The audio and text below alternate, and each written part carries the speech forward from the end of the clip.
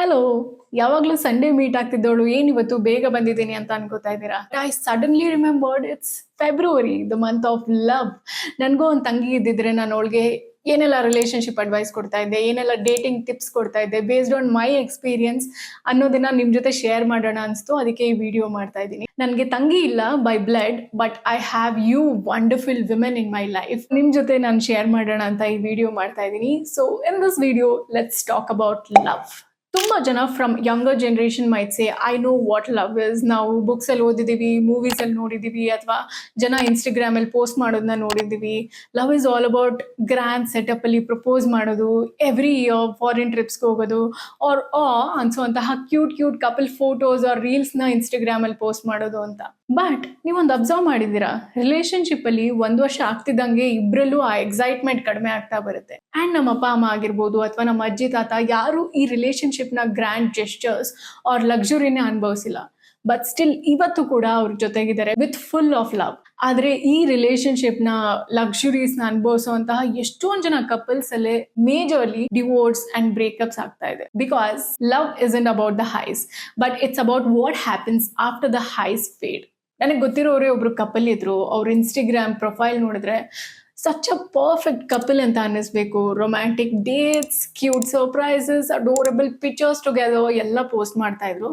But after a year they broke up. ಅವರಿಬ್ರು cheat ಮಾಡಿದ್ರು ಅಂತ ಅಲ್ಲ, ಬಟ್ ಅವರಿಬ್ರಲ್ಲಿ ಆ ಎಕ್ಸೈಟ್ಮೆಂಟ್ ಕಡಿಮೆ ಆಯ್ತು ಅಂಡ್ ಇಬ್ರಿಗೂ ಅವ್ರ ಬಗ್ಗೆ ಬೋರ್ ಆಗಕ್ ಶುರು ಆಯ್ತು. And they didn't know what to do after that. ಇದ್ರ ಬಗ್ಗೆ ನಮ್ಗೆ ಯಾರು ಹೇಳಲ್ಲ, ನಾವೇ ಕಲಿಬೇಕಾಗುತ್ತೆ. ನಿಮ್ಗೆ ಒಂದು ವ್ಯಕ್ತಿನ ನೋಡಿದಾಗ ಅಥವಾ ಮೀಟ್ ಮಾಡಿದಾಗ ನಿಮ್ಮ ಹಾರ್ಟ್ ಬೀಟ್ ಫಾಸ್ಟ್ ಆಗೋದಾಗಿರ್ಬೋದು, ಅಥವಾ butterflies in your tummy experience ಮಾಡಿಸುವಂತಹ ವ್ಯಕ್ತಿನ ಡೇಟ್ ಮಾಡೋದ್ರ ಬದಲು ಲೈಫಲ್ಲಿ ಏನ್ ಮಾಡೋದು ಅಂತ ಗೊತ್ತಿಲ್ಲದೆ ಹೋಪ್ಸ್ ಕಳ್ಕೊಂಡಾಗ, ನಿಮ್ ಬಗ್ಗೆ ನಿಮ್ಗೆ ನಂಬಿಕೆ ಇಲ್ಲದೆ ಇದ್ದಾಗ ನಿಮ್ಮ ಸ್ಟ್ರೆಂಗ್ಸ್ ಬಗ್ಗೆ ಹೇಳಿ, ನಿಮ್ಮ ಕಾನ್ಫಿಡೆನ್ಸ್ ನ ಬೂಸ್ಟ್ ಅಪ್ ಮಾಡಿ, ನೀವು ಮಾಡೋ ಕೆಲಸದ ಬಗ್ಗೆ, ನಿಮ್ಮ ಡ್ರೀಮ್ಸ್ ಬಗ್ಗೆ ನಿಮ್ಗಿಂತ ಜಾಸ್ತಿ ಅವರೇ ನಂಬಿಕೆ ಇಟ್ಕೊಂಡು ನಿಮ್ಮ ಪ್ರತಿಯೊಂದು ಸ್ಟೆಪ್ ಅಲ್ಲೂ ನಿಮ್ನ ಸಪೋರ್ಟ್ ಮಾಡುವಂತಹ ವ್ಯಕ್ತಿನ ಡೇಟ್ ಮಾಡೋದು ಅವ್ರ ಮದುವೆ ಆಗೋದು ತುಂಬಾನೇ ಇಂಪಾರ್ಟೆಂಟ್. ಸಿ ಫಾರ್ ಎಕ್ಸಾಂಪಲ್, ನಿಮ್ಮ ಮದುವೆ ರಿಸೆಪ್ಷನ್ ಅಲ್ಲಿ ನೀವು ಫುಲ್ ಗ್ರ್ಯಾಂಡ್ ಆಗಿ ರೆಡಿ ಆಗಿ ಸ್ಟೇಜ್ ಮೇಲೆ ನಿಂತಿರ್ತೀರಾ, ಎಲ್ಲರೂ ಬಂದು ನಿಮ್ಗೆ ವಿಶ್ ಮಾಡ್ತಾ ಇರ್ತಾರೆ.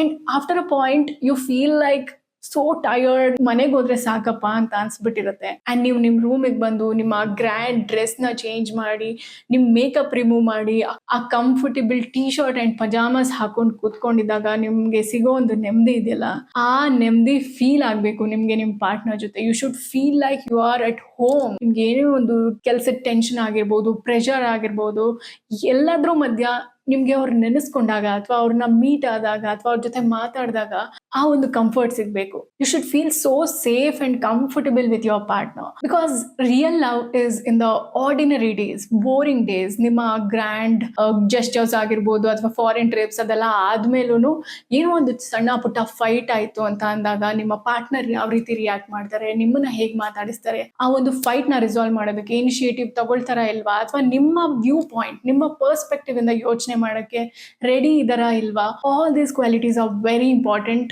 ನೀವು ಪಾರ್ಟ್ನರ್ನ ಚೂಸ್ ಮಾಡುವಾಗ. So in this Valentine's day ನಿಮ್ ಫ್ರೆಂಡ್ಸ್ ಎಲ್ಲ ಕಮಿಟ್ ಆಗಿದ್ದಾರೆ and you are still single, ನೀವು ಖುಷಿ ಆಗಿಲ್ಲ, are you are feeling lonely, are you are feeling that FOMO ಅನ್ನೋ ಕಾರಣಕ್ಕೆ ಡೆಸ್ಪರೇಟ್ ಆಗಿ ರಿಲೇಶನ್ಶಿಪ್ಗೆ ಜಂಪಿನ್ ಆಗಬೇಡಿ. ರಿಮೆಂಬರ್ ಒನ್ ಥಿಂಗ್, ನೀವು ಒಬ್ಬರೇ ಇದ್ದಾಗ ಖುಷಿ ಆಗಿಲ್ಲ ಅಥವಾ ಯು ಆರ್ ಫೀಲಿಂಗ್ ಲೋನ್ಲಿ ಅಂತ ಅಂದ್ರೆ ನಿಮ್ಗೆ ಯಾರೇ ಬಂದರೂ ನಿಮ್ಮ ಲೈಫಲ್ಲಿ ಅದನ್ನ ಸರಿ ಮಾಡೋಕ್ಕಾಗಲ್ಲ. You should fix yourself. ನೀವು ಫಸ್ಟ್ ನಿಮ್ಮ ಜೊತೆ ಖುಷಿಯಾಗಿರ್ಬೇಕು. First you work on yourself. ನಿಮಗೇನು ಬೇಕು, ನಿಮ್ಮ ಪ್ರಯಾರಿಟೀಸ್ ಏನು, ನೀವು ರಿಲೇಶನ್ಶಿಪ್ ಇಂದ ಏನು ಎಕ್ಸ್ಪೆಕ್ಟ್ ಮಾಡ್ತಾ ಇದ್ದೀರಾ, ನಿಮ್ಮ ಪಾರ್ಟ್ನರ್ ಇಂದ ಏನು ಎಕ್ಸ್ಪೆಕ್ಟ್ ಮಾಡ್ತಿದ್ದೀರಾ ಅನ್ನೋ ಕ್ಲಾರಿಟಿ ನಿಮ್ಗಿರ್ಬೇಕು. ಇಲ್ಲ ಅಂತ ಅಂದ್ರೆ ನಿಮ್ಮ ರಿಲೇಶನ್ಶಿಪ್ ಮೆಸ್ ಆಗೋದಂತೂ guarantee. Your takeaway task. So you are single and Valentine's Day ಗೆ if you are feeling lonely or you are expecting a partner ಅಂತ ಅಂದ್ರೆ ನಿಮ್ಮ ಪಾರ್ಟ್ನರ್ ಅಲ್ಲಿ ಏನೇನೆಲ್ಲ ಕ್ವಾಲಿಟೀಸ್ ಇರಬೇಕು ಅನ್ನೋ ಒಂದು ಚೆಕ್ ಲಿಸ್ಟ್ ಮಾಡ್ಕೊಳ್ಳಿ. ಅಂಡ್ ಅದ್ರ ಜೊತೆ ನನ್ನ ಜೊತೆ ರಿಲೇಶನ್ಶಿಪ್ ಅಲ್ಲಿ ಇದ್ರೆ ನನ್ನ ಪಾರ್ಟ್ನರ್ ಖುಷಿಯಾಗಿರ್ತಾರ, ನನಗೂ ಈ ಕ್ವಾಲಿಟೀಸ್ ಎಲ್ಲ ಇದೆಯಾ ಅಂಡ್ ನನ್ಗೆ ಇಮೋಷನಲ್ ಮೆಚುರಿಟಿ ಇದೆಯಾ ಅನ್ನೋ ಕ್ವೆಶ್ಚನ್ ನ ನೀವು ನಿಮ್ಗೆ ಕೇಳ್ಕೊಳ್ಳಿ. And if you think you are not ready yet, work on your self.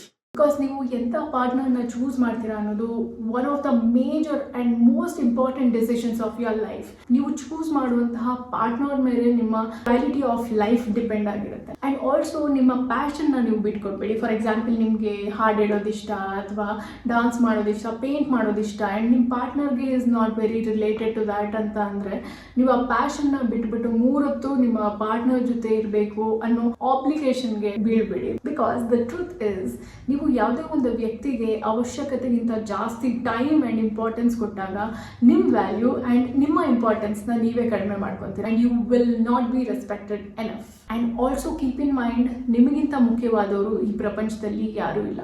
Put yourself first. ಹಾಗಂತ ಡೋಂಟ್ ಬಿ ಅ ನಾರ್ಸಿಸಿಸ್ಟ್. ನೀವು ನಿಮ್ಮನ್ನ ಮೊದಲು ಇಷ್ಟಪಟ್ಟರೆ ಬೇರೆಯವ್ರಿಗೂ ನೀವು ಆ ಪ್ರೀತಿನ ಕೊಡೋದಕ್ಕೆ ಸಾಧ್ಯ. You know what I mean. I hope ಈ ವಿಡಿಯೋಯಿಂದ ನಿಮಗೊಂದು ವ್ಯಾಲ್ಯೂ ಸಿಕ್ಕಿದೆ ಅಂತ. And I will see you very soon on this Sunday. Bye.